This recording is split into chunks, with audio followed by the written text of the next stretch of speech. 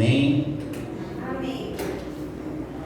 Quero convidar você a abrir a sua Bíblia comigo no livro de 2 Reis, capítulo de número 22, segundo livro que escreveu os reis, né? Nós temos 1ª e 2ª Crônicas, 1ª e 2ª Reis, e temos 1ª e 2ª Samuel. Todos eles contam um pouco da história de Israel e a história dos reis. Mas eu quero falar com você no capítulo 22 do segundo livro dos reis. Quero te convidar nessa noite para nós meditarmos um pouco nesse livro e também entendermos o que aconteceu nos dias dos reis.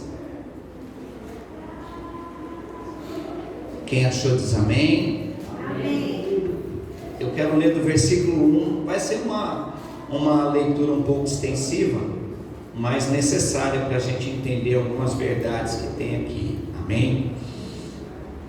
2 Reis, capítulo de número 22, verso 1 diz assim: tinha Josias 8 anos de idade quando começou a reinar, e reinou 31 anos em Jerusalém, e era o nome da sua mãe Gedida, filha de Adaías de Boscate, e fez o que era reto aos olhos do Senhor, e andou em todo o caminho de Davi seu pai, e não se apartou dele nem para a direita nem para a esquerda.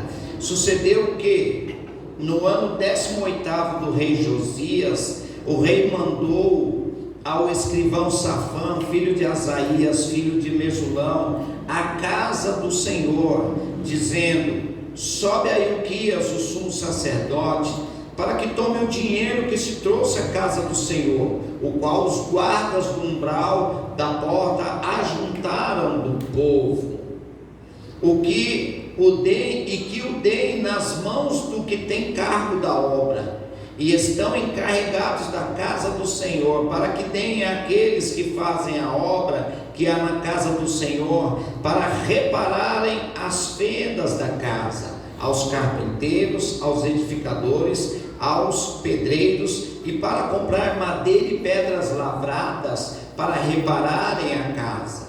Porém não se pediu conta do dinheiro que se lhes entregara nas suas mãos, porquanto procediam com fidelidade. Então disse o sumo sacerdote Ilquias ao escrivão Safã: achei o livro da lei na casa do Senhor.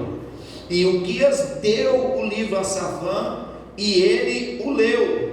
Então o escrivão Safã veio ter com o rei, e dando-lhe conta, disse: teus servos ajuntaram o dinheiro que se achou na casa, e o entregaram na mão dos que têm cargo da obra, que estão encarregados da casa do Senhor. Também Safã, o escrivão, fez saber ao rei, dizendo: o sacerdote Ilquias me deu um livro. E Safã o leu diante do rei. Sucedeu, pois, que ouvindo o rei as palavras do livro da lei, rasgou as suas vestes. E o rei mandou a Ilquias, o sacerdote, a Aicã, filho de Safã, a Aquibor, filho de Micaías, a Safã, o escritor, e a Asaías, o servo do rei, dizendo: ide e consultai o Senhor por mim, pelo povo e por todo o Judá, acerca das palavras desse livro que se achou, porque grande é o furor do Senhor que se acendeu contra nós, porquanto nossos pais não deram ouvido às palavras deste livro, para fazerem conforme tudo quanto está escrito acerca de nós está escrito. Então foi o sacerdote Ilquias, a Aicão, Aquibor, Safã e Asaías, a profetisa Uza, mulher de Salum de Tikva, o filho de Aras, o guarda das vestimentas, e ela habitava em Jerusalém, na segunda parte, e lhe falaram, e ela lhes disse: assim diz o Senhor Deus de Israel, dizei ao homem que vos enviou a mim, assim diz o Senhor, eis que trarei mal sobre os seus moradores, a saber, todas as palavras do livro que leu o rei de Judá, porquanto me deixaram, queimaram incenso a outros deuses, para me provocarem a ira, por todas as obras das suas mãos. O meu furor se acendeu contra este lugar, e não se apagará. Porém, ao rei de Judá, que vos enviou a consultar o Senhor, assim lhes direis: assim diz o Senhor Deus de Israel, acerca das palavras que ouviste. Porquanto teu coração se enterneceu e te humilhaste perante o Senhor, quando ouviste o que falei contra este lugar e contra os seus moradores, que seria para assolação e para maldição, que se rasgaste as tuas vestes, e que rasgaste as tuas vestes e choraste perante mim, também eu te ouvi, diz o Senhor. Verso 20: por isso eis que eu te recolherei a teus pais, e tu serás recolhido em paz, e a tua sepultura, e os teus olhos não verão todo o mal que hei de trazer sobre esse lugar. Então tornaram a trazer ao rei a sua resposta. Amém? Verso 23, capítulo 23. Então, é um pouquinho extenso, mas presta atenção que nós vamos chegar em algum lugar. Então o rei ordenou a todos os anciões de Judá e de Jerusalém, e se reuniram a ele. E o rei subiu à casa do Senhor, e com ele todos os homens de Judá e todos os moradores de Jerusalém, os sacerdotes, os profetas e todo o povo, desde o menor até o maior, e leu aos ouvidos deles todas as palavras do livro da aliança que se achou na casa do Senhor. E o rei se pôs em pé junto à coluna e fez aliança perante o Senhor, para seguirem o Senhor e guardarem os seus mandamentos, os seus testemunhos e os seus estatutos com todo o coração, com toda a alma, confirmando as palavras desta aliança que estavam escritas naquele livro. E todo o povo apoiou esta aliança. E o rei mandou ao sumo sacerdote Ilquias,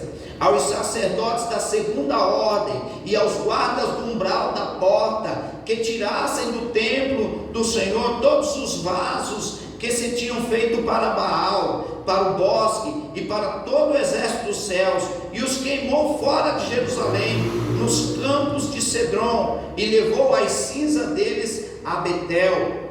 Também destituiu os sacerdotes que os reis de Judá estabeleceram para incensarem sobre os altos nas cidades de Judá e ao redor de Jerusalém, como também os que queimavam incenso a Baal, ao sol, à lua e aos planetas e a todo o exército dos céus. Também tirou da casa do Senhor o ídolo do bosque, levando-o para fora de Jerusalém até ao ribeiro de Cedron, e o queimou junto ao ribeiro de Cedron, e o desfez em pó, e lançou o seu pó sobre as sepulturas dos filhos do povo. Também derrubou as casas dos sodomitas que estavam na casa do Senhor, em que as mulheres teciam casinhas para o ídolo do bosque. E todos os sacerdotes trouxe das cidades de Judá, e profanou os altos em que os sacerdotes queimavam incenso, desde Geba até Berseba, e derrubou os altos que estavam às portas, junto à entrada da porta de Josué, o governador da cidade, que estava à esquerda daquele que entrava pela porta da cidade.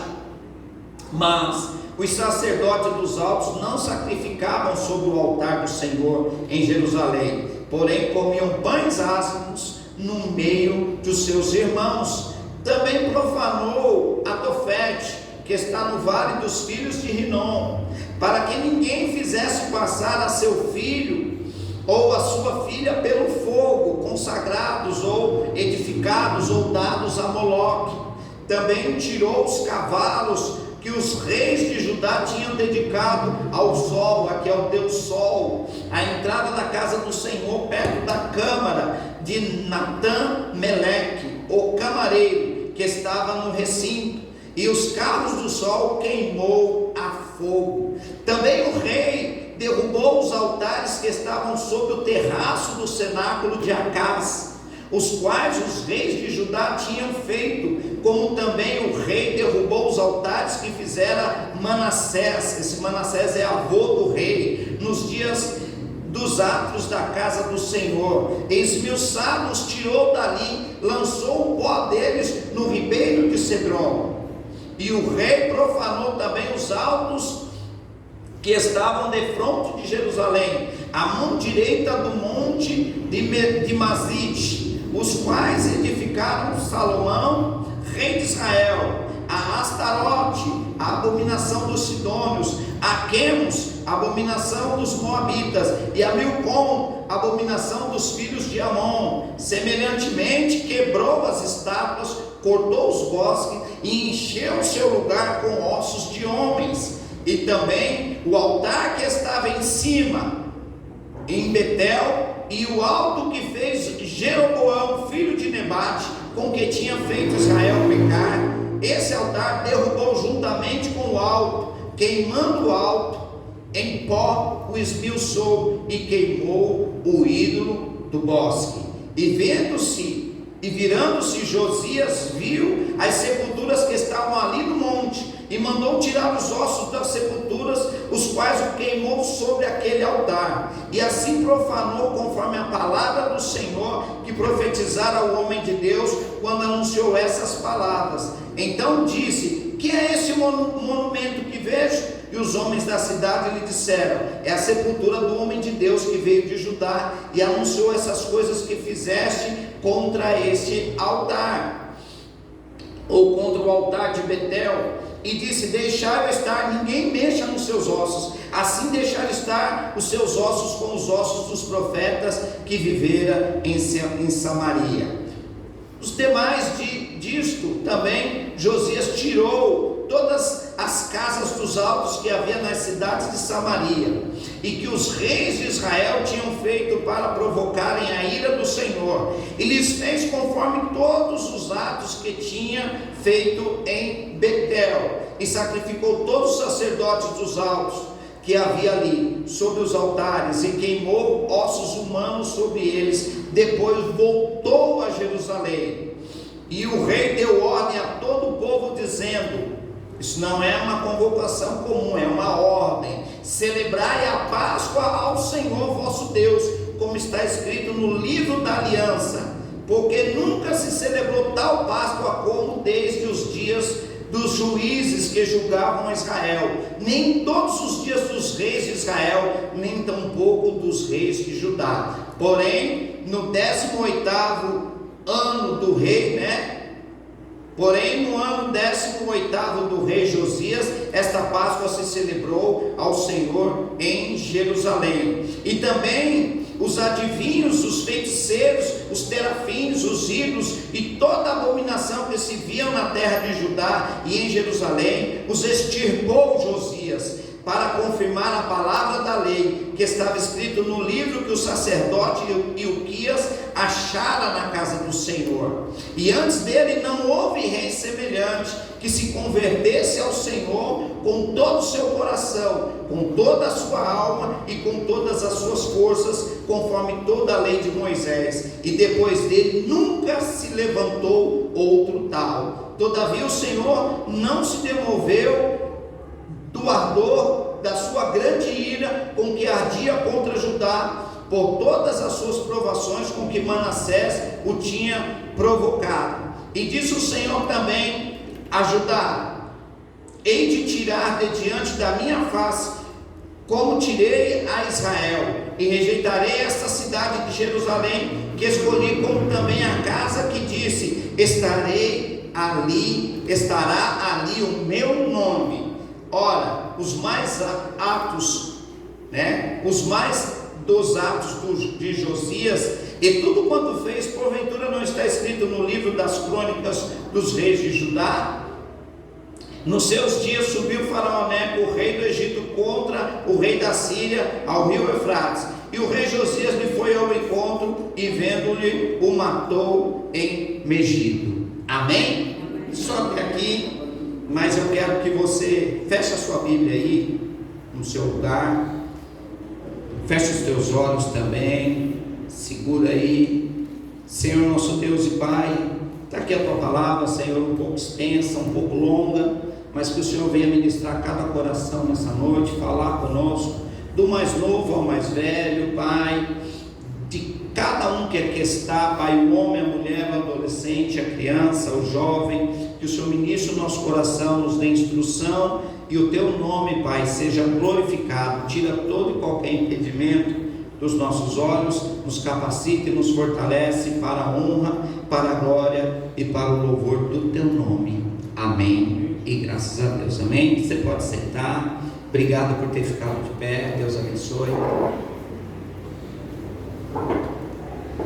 A palavra do Senhor contando aqui no livro dos Reis. Eu li os 2 capítulos para você entender qual era a situação do povo de Deus, qual era a situação da nação, do lugar onde Deus escolheu para fazer morada, para fazer habitação. Quando o templo foi erguido, Deus disse para Salomão, disse para Davi também, no tabernáculo de Davi, disse para Moisés também, que aqueles templos seriam erguidos e a presença dele jamais se afastaria do templo, jamais sairia. A minha presença não vai sair da minha casa, a minha presença vai estar sempre aqui. Jerusalém é a cidade de Deus, aonde foi edificada essa cidade para Deus, e Deus prometeu fazer morada em Jerusalém. Jerusalém é conhecida como a capital de Deus, a cidade de Deus. Quem lê a Bíblia entende isso. Só que o que aconteceu? Nos dias do rei Josias, um menino de apenas 8 anos de idade, que fez a maior, não uma das maiores, a maior reforma de avivamento em Israel. Hoje nós não sabemos o que é esse avivamento. Sabe o que as pessoas pensam que é avivamento? Quer pular, quer sapatear, quer gritar, quer fazer aviãozinho, quer fazer malabarismo, quer fazer essas palhaçadas. Isso não é avivamento. Muitas vezes isso é muito mais bagunça do que avivamento. Isso muitas vezes expulsa mais o Espírito de Deus do que atrai a presença de Deus. Avivamento é quando nós conseguimos tirar da nossa vida tudo aquilo que rouba a presença de Deus. Veja que eu li para vocês aqui que Josias era um menino de apenas 8 anos, mas ele era neto do pior rei que existiu em Israel. Se você ler o capítulo 21, você vai ver que Manassés foi o pior rei de Israel. Foi o Manassés que colocou os ídolos dentro da casa do Senhor. Manassés sacrificou 2 filhos a Moloque para ganhar dinheiro. Moloque era um deus que dava riqueza. Quem era Moloque? Moloque era um deus que tinha uma das mãos assim, mas a mão de Moloque era uma churrasqueira. A mão de Moloque, eles punham debaixo da mão de Moloque, que era de bronze, madeiras, folhas, e eles punham fogo. E quando a mão de Moloque estava vermelha, incandescente, eles içavam uma criança por uma corda, geralmente bebê, até 1 ano de idade, que considerado primícia. E aquela criança, ao bater naquela mão vermelha incandescente, ela simplesmente era evaporada. Acabou aquela criança. A criança descia por uma corda, chorando, gritando, esperneando. Por isso que hoje muitos teólogos falam para não chamarmos o nosso filho de moleque, porque a transliteração do deus Moloque na nossa língua portuguesa é moleque. Ah, esse moleque, esse demônio, que Moloque era um demônio. Quem está comigo? Amém? Amém? E Manassés era ungido de Deus ou não? Não? Manassés era ungido ou não? Sim ou não? Era ungido ou não, igreja? Como é ruim não ler a Bíblia, né? Como é ruim não ler a Bíblia. É lógico que ele era ungido. Não existia rei sem ser ungido. Só tinha 3 classes de pessoas em Israel que eram ungidos: rei, sacerdote sacerdote e profeta. Se você era rei, você tinha que ser ungido. Se era sacerdote, tinha que ser ungido. Se era profeta, tinha que ser ungido. Só 3 classes de pessoas eram ungidos. Repete após mim: rei, profeta e sacerdote. Se eu fosse vivo naqueles dias, eu não fosse da tribo de Levi, não fosse um sacerdote, ou não tivesse um dom profético, eu não seria ungido. E se eu não fosse rei, muito menos, porque só era ungido dessas 3 tipos de pessoas: rei, sacerdote e profeta. Então, para ser rei, tinha que ser ungido. Como é que um homem ungido pega vai no centro de macumba, pega uma estátua da pombagira e põe no altar de Deus? Como é que um cara que é crente, é ungido, pega um Zé Pilintra lá, com o chapéuzinho dele branco e coloca lá? Como é que pega a imagem de um preto velho e coloca lá no altar de Deus? Vamos fazer um altar aqui a gente coloca a pombagira, aqui a gente põe o tranca-rua, aqui a gente põe o Zé Pilintra, aqui a gente põe os demônios. Foi isso que eu li para vocês. Poste ídolo, o deus dos Quemos, Astarote, eram deuses pagãos. Como é que o ungido de Deus faz isso? Manassés fez isso, colocou imagem de escultura, profanando a casa de Deus. Ele não colocou só no palácio, nos corredores dos palácios, ele colocou aqueles postes ídolos, que são aquelas carrancas feitas de madeira. Ele colocou na casa de Deus, profanando a casa de Deus. Um homem ungido, ele fez isso. Ele teve um filho chamado Amon, que governou por pouquíssimo tempo. Mas depois, esse Amon teve um filho chamado Josias. E quando o povo matou Amon, Josias tinha apenas 8 anos e ele começou a reinar. Fala sério, hoje em dia tem como pôr uma criança de 8 anos para liderar uma nação? Mas esse menino, além de liderar, ele faz uma reforma, ele faz uma mudança drástica. Hoje em dia, se você cobrar uma criança de 12 anos que ela não ora, os pais ficam bravos. Você falar para uma criança de 12 anos que ela tem que jejuar, os pais saem da igreja. Se você falar para uma mãe hoje trazer os filhos para a igreja, ela fica endemoniada. Esse menino tinha 8 anos, mas ele tinha uma boa base. Aí a Bíblia diz que no 18º ano de Josias, ele faz uma reforma em Israel. Então ele tinha apenas 26 anos de idade, um jovem de 26 anos de idade, quando ele fez uma reforma. Hoje os jovens não querem nem passar na porta da igreja, quanto mais fazer uma reforma.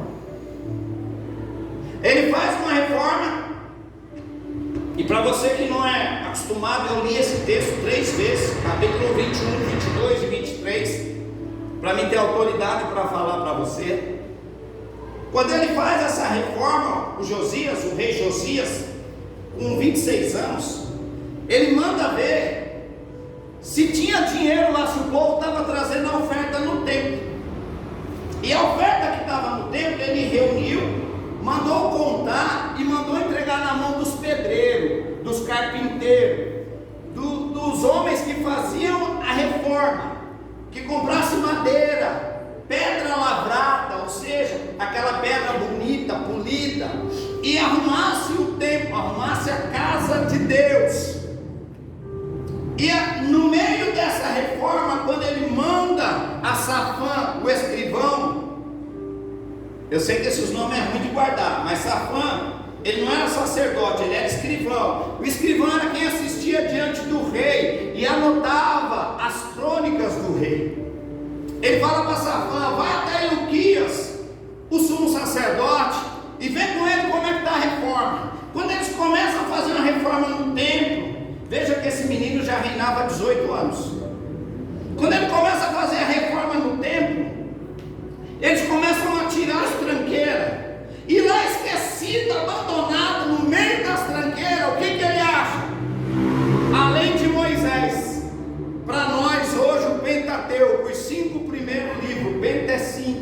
os 5 primeiros livros, a saber, Gênesis, Êxodo, Número, Levítico e Deuteronômio, os 5 primeiros livros da Bíblia, eles acham lá. E quando eles acham lá, o sumo sacerdote falou: ó, eu achei o livro da lei que estava perdido. Perdido onde? Na casa de Deus. Pergunta para essa pessoa do seu lado ou próximo de você: o que está perdido em você que pertence a Deus?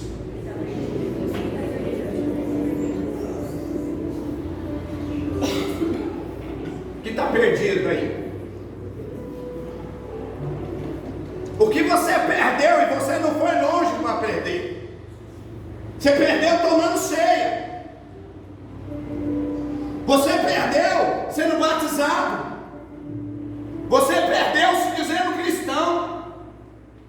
Mas está perdido. Perderam algo, a coisa mais importante, a bússola, o norte. A palavra de Deus foi perdida dentro da casa de Deus. Lembra da parábola das dracmas? Aonde as dracmas foram perdidas? Dentro de casa. Quantas coisas nós não perdemos dentro da nossa casa? Aí um dia você está limpando a casa lá, né? Arrasta os móveis, que eu sei que você não é aquela mulher que faz a faxina só onde o padre reza a missa. Minha mãe falava isso para minhas irmãs. Minhas irmãs eram preguiçosas, apanhavam muito da minha mãe, porque ela só varria o meio ali. Tinha um tapete, nem embaixo do tapete, nem o tapete para varrer elas não tiravam. Elas só passavam a vassoura assim, ó, em volta do tapete, só onde o padre reza a missa. Elas eram porcas, e minha mãe pegava no pé delas por causa da porquice. A mulher, no dia que ela foi fazer uma faxina de verdade, porque faxina de verdade, você arranca tudo do lugar. Não tem como fazer um faxinão com o sofá no mesmo lugar, com a cama no mesmo lugar, com a mesa no mesmo lugar, com as cadeiras no mesmo lugar. Não tem como. Eu não sei da sua casa, mas quando a dona Marlene doida em casa, ela arranca tudo. Nesse dia não tem almoço, não tem café da manhã, não tem janta, é água, é sabão, é vassoura, é rodo, é água no chão. Nem entra aqui que eu estou limpando. Tem que ficar na rua o dia inteiro, se vira. Vai comer no boteco. Mas que a casa fica um brinco, isso fica. Ela não passa paninho no azulejo, ela bate a mangueira. Quem faz isso? Outras pessoas. Nossa casa realmente é limpa. Mas aquela mulher, quando ela decide limpar a casa, ela chama as amigas e fala: achei a dracma que estava perdida. Onde ela perdeu? Dentro de casa. E quantas coisas a gente perde? Do dia procurando uma toalhinha minha, não acha. Aí um dia a Marli ficou endemoniada comigo. Aí ela falou assim: você vai arrumar essa gaveta. Pode tirar essa gaveta, pode dobrar essas roupas, pode arrumar. Quando eu arranquei as 2 gavetas, tá lá caída atrás da gaveta a minha toalhinha, que fazia tempo que eu estava procurando. Perdi a toalhinha dentro da gaveta. Foi bom que eu tirei as 2 gavetas, tirei o pó embaixo, limpei as gavetas, fui pôr de volta, dobrando a minha roupa e colocando. Isso que eu me julgo organizado.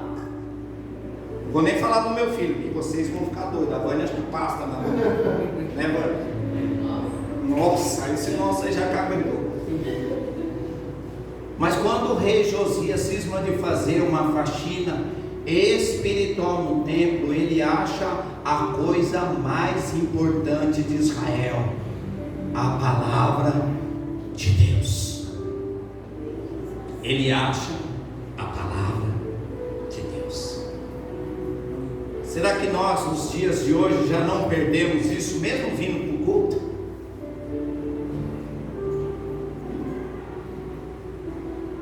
Como é que está a palavra de Deus aí? Qual a importância que a gente dá?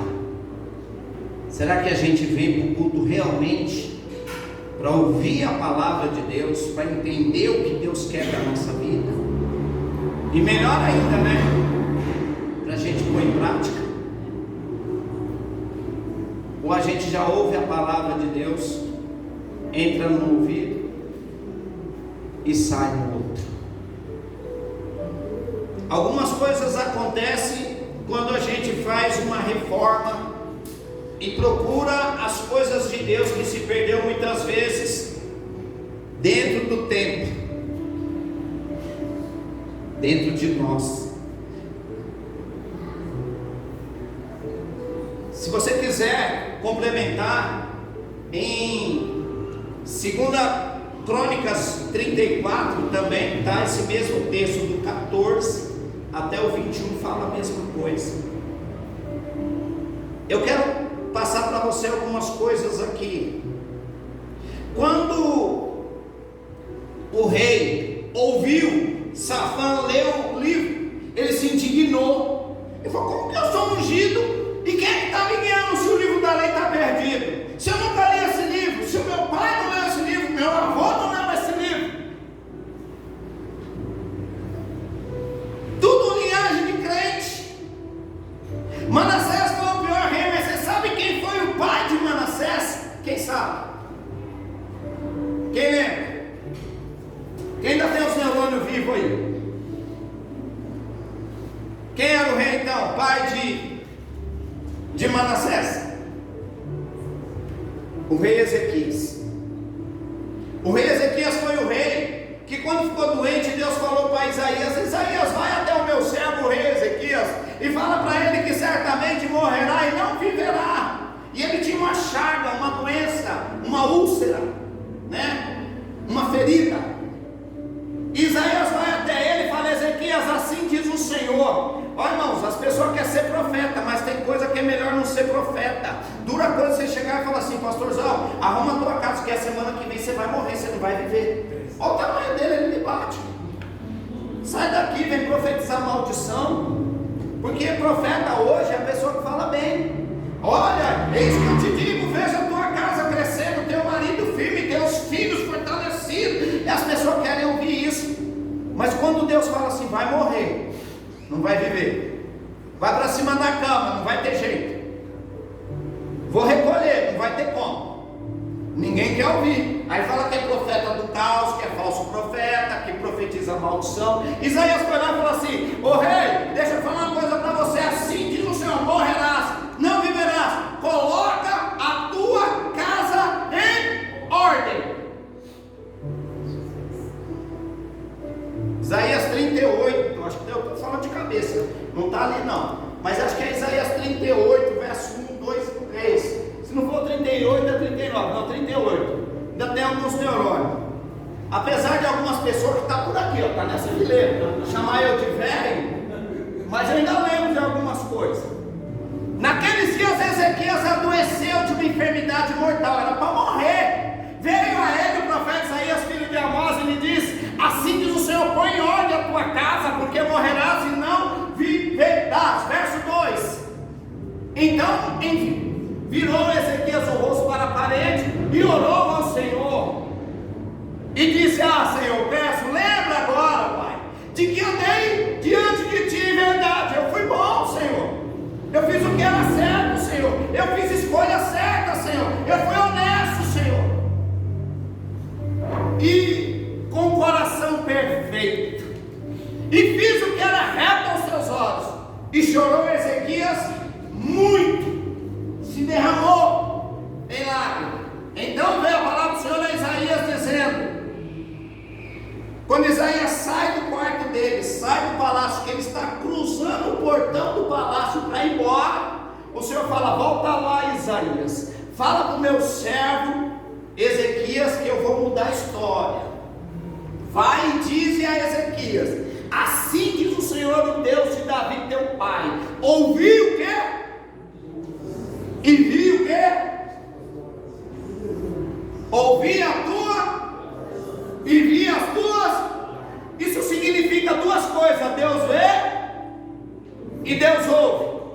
Fala para essa pessoa: Deus ainda vê e Deus ainda ouve.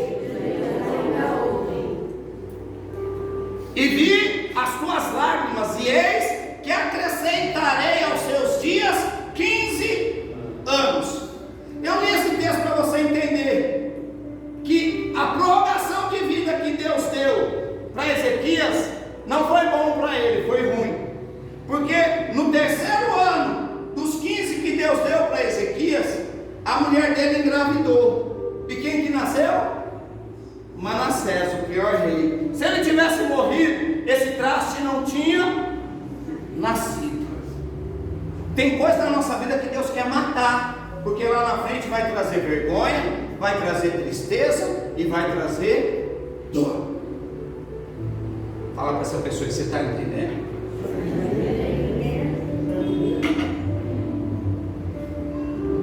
Ezequias engravida a esposa e quem nasce? O bonitão do Manassés.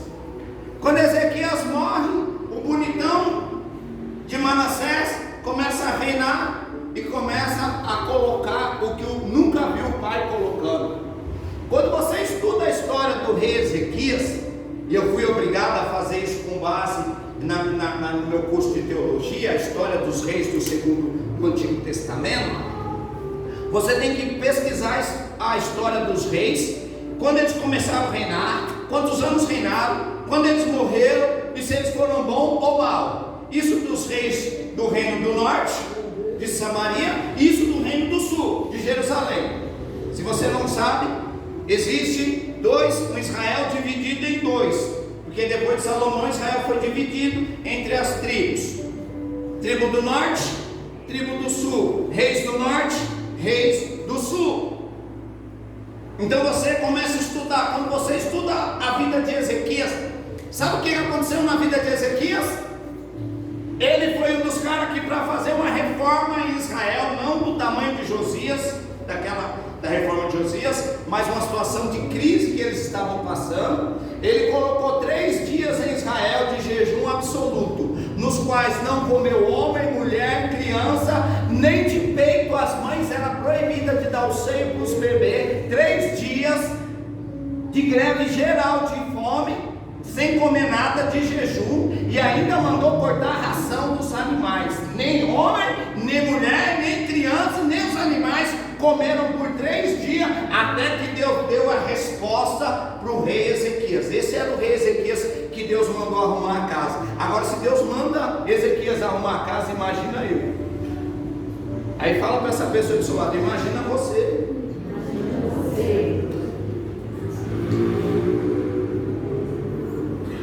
Mas Ezequias morre. Manassés é um déspota, um peste, um praga. Amon também. E o povo mata Amon. E vem Josias fazendo a reforma. O sacerdote Uquias era sumo sacerdote. Mas como ser sacerdote sem o livro da lei?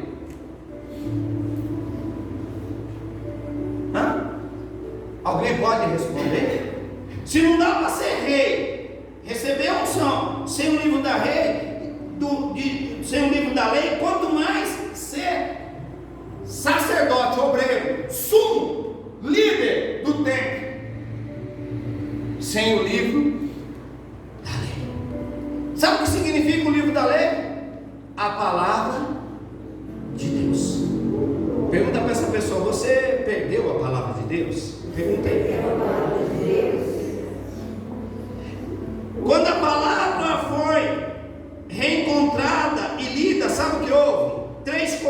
4 coisas: arrependimento, quebrantamento, destruição da idolatria e restauração da aliança com Deus.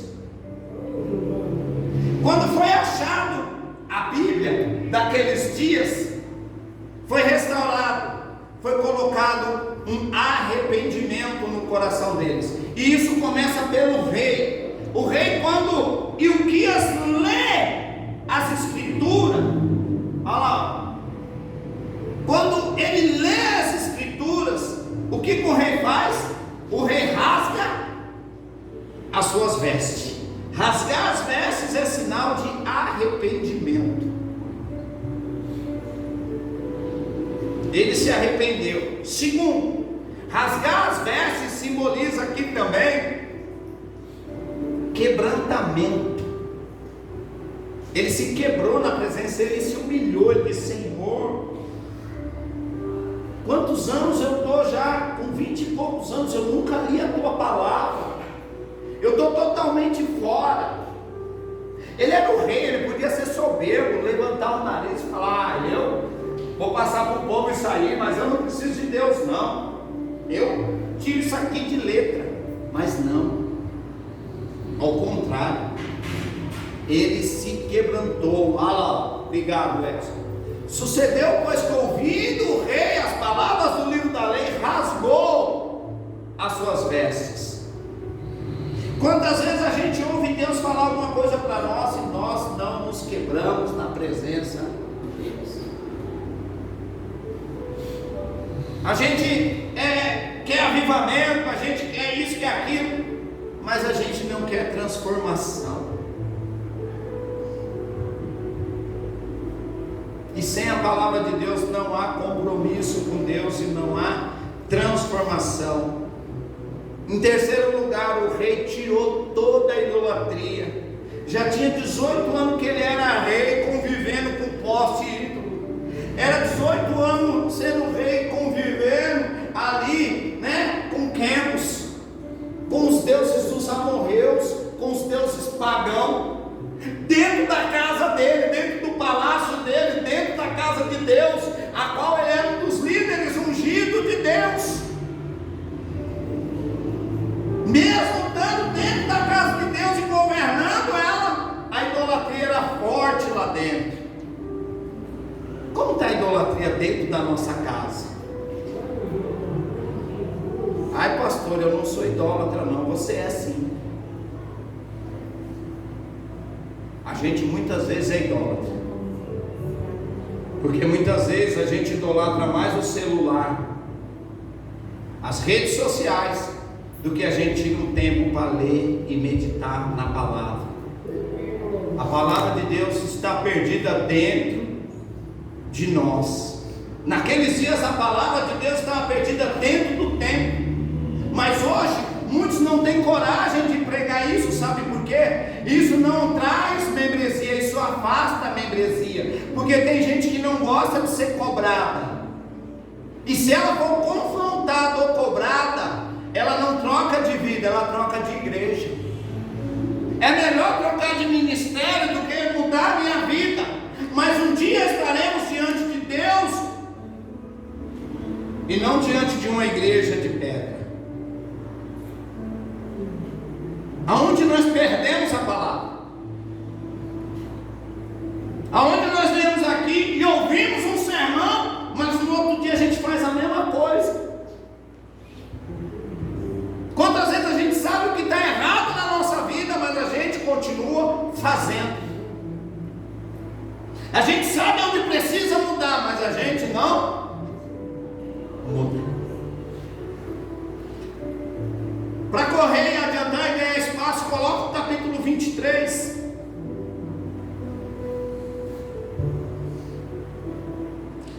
Nós precisamos fazer uma reforma na nossa vida, irmãos. Isso não é igreja, não é ministério, não é placa, não é assembleia, Deus é amor, é lagoinha, não é placa, irmão. Esquece placa, é você. Você não morre e leva placa no seu caixão. Deus diz assim, ó, chamei-te pelo nome, ou seja, cada um de nós tem um nome diante de Deus. Ah, é na congregação, é na quadrangular, não, querido. Isso é um chamado pessoal. Quem já viu aqui caixão duplo? Gêmeos, vai o casal nele, ou vai os dois irmãos nele? Não, o caixão é sozinho. Você vai sozinho. Fala para essa pessoa, você vai sozinho. Eu não quero ir com nenhum de vocês, não. Eu também não. Quando vocês forem, nem me chamam. Ai, se eu quero meu pastor. Não, mesmo porque quando eu for, não vou ter como chamar vocês. Vocês vão falar, se lascou, agora Deus vai contar tudo dele. E aí? Como é que nós estamos nos comportando? Primeira coisa que nós precisamos ver nesse texto, que nós como igreja precisamos voltar urgente à palavra. Não é apenas vir aqui no domingo ouvir, mas a gente precisa ter coragem para confrontar algumas coisas dentro de nós mesmos. Nós não podemos nos acomodar com esse evangelho raso que nós vivemos.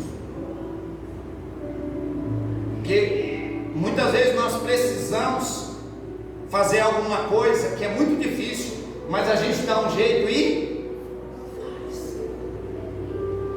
Tem um ditado que diz: quem quer, dá um jeito, quem não quer, dá uma desculpa.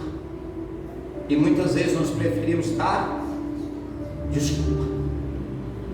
Nós precisamos dar um jeito, porque os dias viram semanas, as semanas meses, e os meses anos. E um dia Deus vai olhar e falar: quantos anos mais você vai esperar para mudar isso na sua vida? Os dias viraram semanas, as semanas meses, e os meses anos. Vê, daqui uns dias nós estamos em dezembro de novo, nós já chegamos no meio do ano. Você estava dando presentinho de Natal esses dias. Você estava ansioso pelo feriado do carnaval agora, poucos dias atrás. Dia das Mães já foi. Daqui a pouco você já vai estar comemorando São Pedro, São João e Santo Antônio. Sabe aquela vela que você acendeu para casar a Santo Antônio? Você vai ter que pagar dia 13, hein? Não, Dani, não acendeu vela para Santo Antônio, não? Pôs ele de cabeça para baixo no copo d'água? Eu sei todas essas magias aí, eu era do terreiro, hein? Eu sei tudo isso aí. Você entende? O que ia de manhã em casa para minha mãe pôr o Santo Antônio lá com o nome do camarada? Karina fez pro Wesley. Colocou o Santo Antônio lá, tadinho, de ponta cabeça, o bicho quase morreu afogado. Mas casou, deu certo. Só que não. Você entende isso? Quantas coisas a gente sabe que precisa mudar na nossa vida, mas a gente está protelando. Ah, isso aqui vai melhorar, isso aqui vai passar. Não melhora. Quando Deus disse assim para Abraão: sai da tua casa, sai da tua terra, sai da tua parentela, Deus sabia que a parentela do nosso irmão Abraão não mudaria nunca. Ele disse: seu pai não vai se converter, seu irmão não vai se converter, sua mãe não vai se converter, nem teu sobrinho, pode levar ele com você, mas no meio do caminho ele vai te dar trabalho, não vai se converter. Arranca fora. Vai você e a sua mulher, pega a tua família. Mas Abraão não, vou levar meu sobrinho, tadinho, vai se converter. Não se converteu. Tem coisa que Deus quer tirar, e não adianta protelar, porque só retarda a bênção que Deus tem para a nossa vida. Quem está entendendo? Precisamos voltar à palavra. Precisamos voltar a ter avivamento. Esse rei, ninguém foi lá no palácio e começou a pular e sapatear e ungir a cabeça dele e falar em língua estranha e fazer movimento. Não teve nada disso. Quando o escrivão ou o escriba Safã leu o texto, que ninguém sabe qual foi, mas da palavra de Moisés, quando ele leu o texto no livro da lei, o rei imediatamente se identificou, o Espírito Santo tocou nele, o coração dele queimou, e ele rasgou as vestes, se arrependeu. E a Bíblia diz que no capítulo de número 23, houve um avivamento, houve um chamado para toda a nação. Então o rei ordenou, e todos os anciões de Judá e de Jerusalém se reuniram a ele. E o rei subiu à casa do Senhor, e com ele todos os homens, todos os moradores, os sacerdotes, os profetas, todo o povo, desde o menor até o maior. E leu aos ouvidos deles todas as palavras do livro da aliança que se achou na casa do Senhor. Isso é avivamento. E ele colocou isso como lei do povo. Se a gente coloca no grupo para jejuar e orar e ninguém obedece, se a pessoa dá um nome para vir limpar a igreja e toda vez que a escala dela ela dá uma desculpa para não vir, pastor, sabe, sexta-feira é minha escala, mas para mim não vai dar. Ainda bem que eu já passei isso para o pastorzão, que é mais novo que eu e está com mais cabeça, não quero nem saber. Se a gente não é fiel no pouco, é coisa mínima. Se a gente vê as necessidades da casa de Deus, e a gente está na igreja há 10 anos, e a gente tem dó, de um salário de R$1.500, tirar R$150 para dizimar. Aí a gente quer que Deus cura câncer de filho, a gente quer que Deus cura casamento, a gente quer que Deus cura a nossa vida, a gente quer que Deus expulse os demônios da nossa casa, a gente quer um monte de coisa de Deus, mas a gente tem dó de cooperar com a obra de Deus. Quanto tempo você está no Evangelho? Quantas vezes você dizimou? Quantas vezes você tirou lá uma oferta boa para dar na casa de Deus? Uma casa que está com a luz acesa, que tem uma cadeira boa para sentar, que tem uma salinha boa para as crianças. Porque a gente perde a palavra de Deus. Eu conheço esposas que brigam com o marido porque ele dizima na igreja, e maridos que brigam com a esposa. Você vai dar dinheiro lá para o pastor, mas ele não conhece a palavra. Você e eu, nós conhecemos. É dando? Você é mão de vaca, não dá um centavo, não entende a palavra, não entende as necessidades, e quer que Deus derrame a chuva de bênção. Aí quando o diabo se levanta, porque sabe como o diabo se levanta? Ele não vem no seu portão com um tridente, com a capa vermelha, com 2 chifrão, com tudo, te ameaçando. Sabe como o diabo se levanta? Com pessoas. Ele usa pessoas para te afrontar, ele usa vizinho para te incomodar, ele usa chefe no seu emprego, ele arruma alguém que trabalha com você para levantar uma calúnia, ele usa situações e meios. Aí você fala: ai Senhor, me dá livramento. Ele fala: eu não, você não dá nada para mim. Seu coração é duro.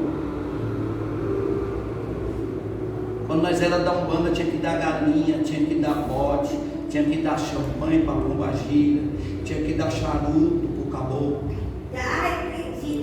tinha que dar, tá mesmo, Bate, fica quietinho. Você entendeu? Tinha que dar as coisas e a gente tinha que dar, era obrigada. Agora na igreja é que Deus não nos obriga a nada, a gente só quer. Sabe por quê? Porque a palavra de Deus não está no nosso coração. Nós não temos amor. Tanto faz, se essa igreja fechar, eu vou para outra. Se fechar aqui, eu vou para a congregação, eu vou para a assembleia. A gente não tem cuidado com a casa de Deus, a gente tem cuidado com a palavra que Deus nos deu. Nós somos egoístas em extremo. A gente gasta R$1.000 com a gente, mas a gente tem dó de dar 50, 100 reais para fazer uma manutenção, para pintar uma parede. Sabe por que a gente perdeu a palavra? A gente está andando sem a palavra de Deus. Onde é que a palavra de Deus se perdeu na minha e na sua vida? Quando nós perdemos o amor pelas coisas de Deus, nós perdemos a palavra. Quando a nossa prioridade são festas, são eventos, é a nossa televisão, nós já perdemos o amor pela palavra de Deus. Quando a palavra foi achada, houve um avivamento. Que é avivamento? Avivamento é o desejo de estar vivo, não para os homens, mas estar vivo para Deus. Porque muitas vezes nós estamos vivos para os homens, participamos de tudo, estamos preocupados com a Copa do Mundo. Será que o Neymar vai jogar? Será que fulano? Será que o Brasil ganha? Será? Mas a gente não está preocupado se a gente tiver um infarto hoje ou bater o carro amanhã, para onde a gente vai. Não estamos preocupados. Nossa preocupação é com a nossa carne. Sabe por quê? Perdemos a palavra. Pergunta para essa pessoa: onde você perdeu a palavra? Fala para ele ou para ela: está na hora de achar. Entende isso? Achar a palavra ou voltar à palavra significa ter avivamento, ter uma reforma espiritual. O que é uma reforma espiritual? É a gente voltar a meditar na palavra, é a gente voltar a ter comunhão, é a gente priorizar as coisas de Deus. Eu já dei esse testemunho aqui, irmãos. De quarta-feira eu não faço nada, eu perco dinheiro de quarta-feira, mas eu não perco o culto. Para alguns irmãos já cheguei e falei: irmão, de quarta-feira não marque nada, coloque Deus em primeiro lugar na sua vida, porque se amanhã você for tomar banho e você apertar o seu seio e tiver 1 ou 2 caroços lá e for um câncer, é Deus que vai te curar.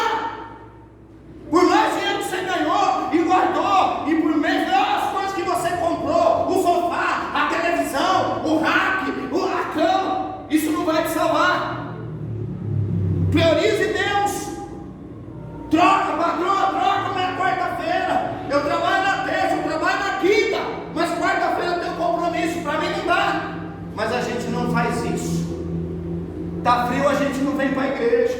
Está chovendo, a gente... Engraçado que se amanhã tiver caindo uma pedra de gelo, você vai ter que trabalhar. Ou você vai ficar dormindo e vai ligar na empresa e falar: sabe o que é, patrão? Hoje não deu para ir. Por quê? Estava chovendo muito. Ele lá na empresa, com chuva e tudo. Ele vai dizer: ah, tá, mas eu estou aqui. E você não pôde vir. A gente põe Deus na rabiola. E a gente quer ter sucesso. A gente depende tanto de Deus para tudo, vive na miséria. Mas o dia que a gente ganha um bom salário, a gente tem dó de abençoar a obra de Deus.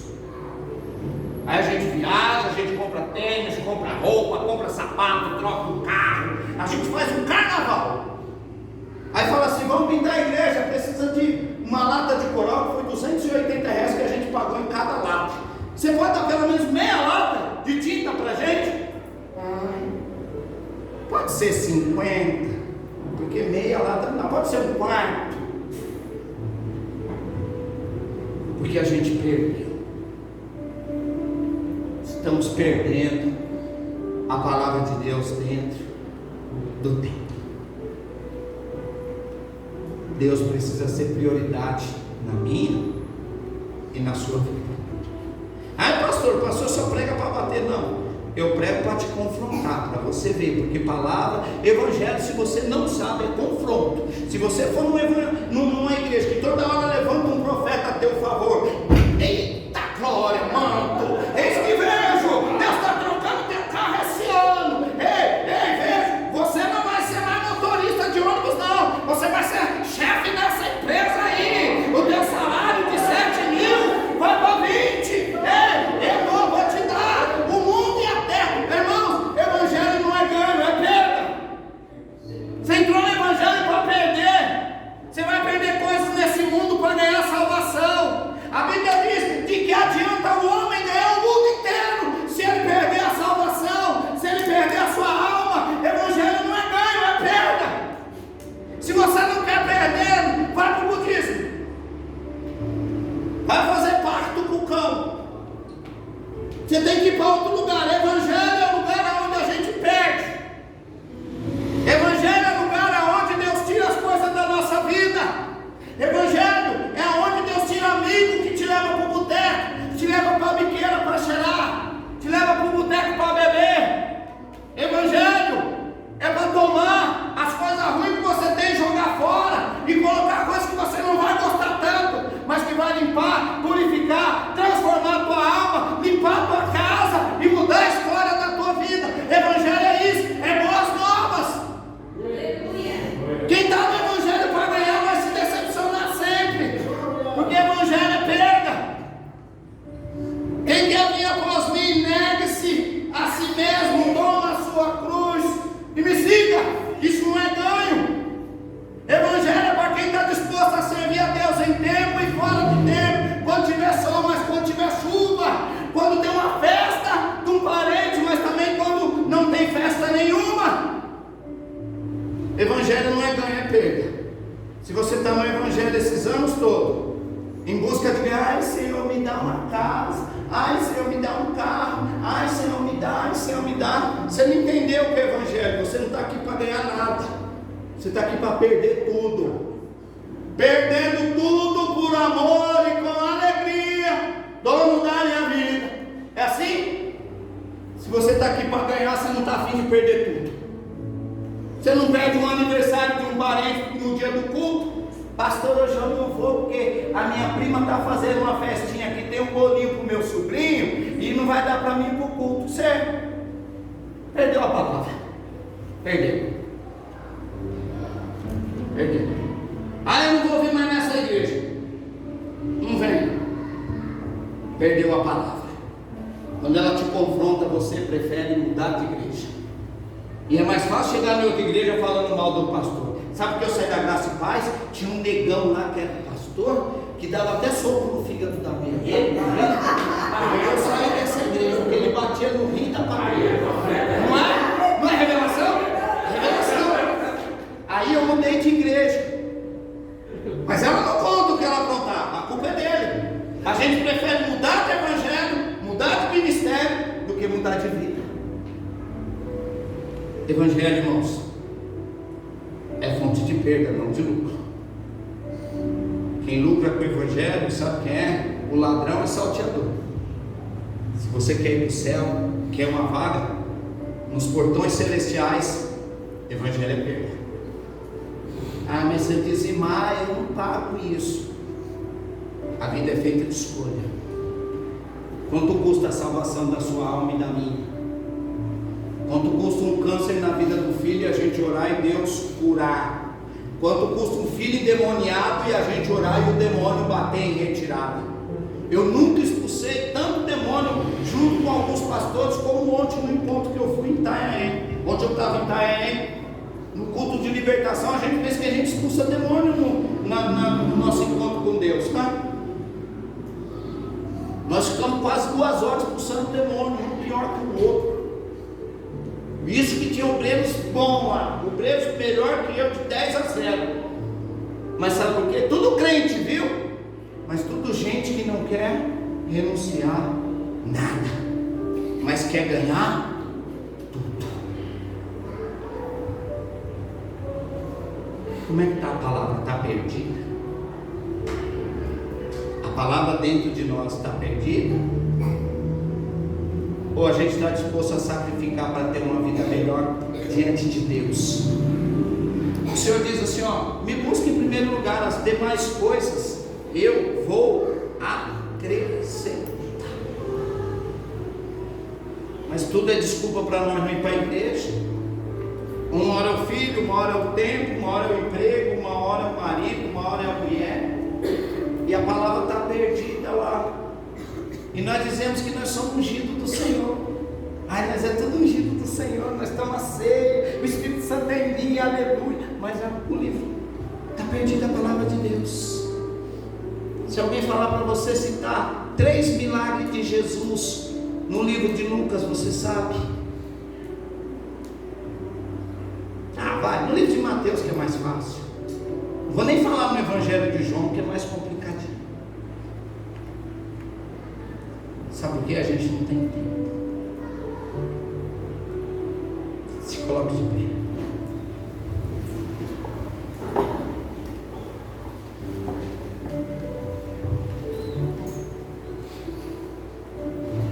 Como é que está o livro?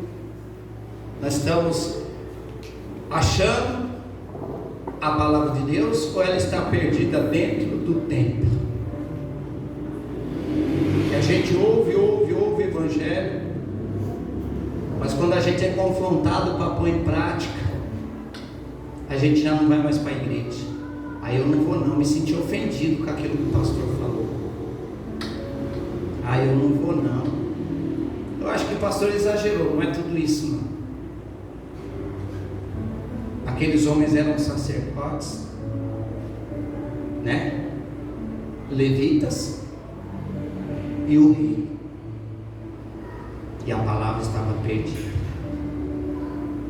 E hoje, na nossa geração, as pessoas preferem bater a tabaco dentro da igreja e sair rodando, pulando, fazendo aquele carnaval e dizendo que isso é avivamento. Mas se você perguntar de 3 milagres de Jesus, não sabe.